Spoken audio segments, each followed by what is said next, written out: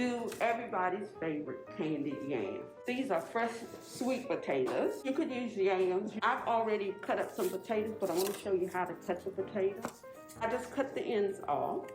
I've actually never heard of candy yams. Candy yam is because we're going to make candy. Oh. Peeler would do wonders for these. Watch your fingers. I'm kind of dangerous with this knife myself. Kids cannot do this because they'll be all cut up and everything. We're just cutting it to get the peels off. Us kids like sweet potatoes because they're sweet. Yeah. And you'll see Outside. I cut it in half that way. See, I'll put it down like that. Cut them all kind of the same size so they cook at the same time. You turn the stove on now. Yeah. And we got all of them in this pot. And we're gonna boil them for about 10 minutes. Boil them with the top on because that will help them cook fast. They've been boiling, Okay. and they're ready. Let's look. We gotta drain this water off. Now we're gonna make the candy yams. We're gonna make them all together. Okay. We're gonna take a cup of sugar.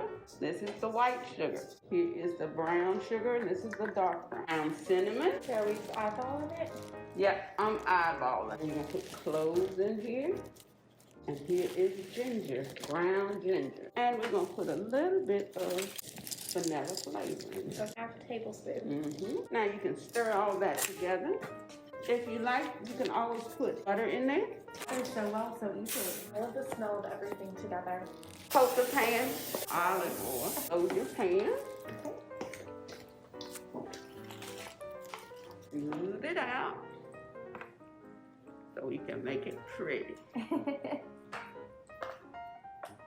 The staple of today. And then we're gonna put these marshmallows on it. More sweetness. So we're gonna put that in the oven. Okay. Put it on broil. Because really what we want to do is melt the marshmallows. Okay. Always love looking at the finished product. Everybody's favorite candied yams.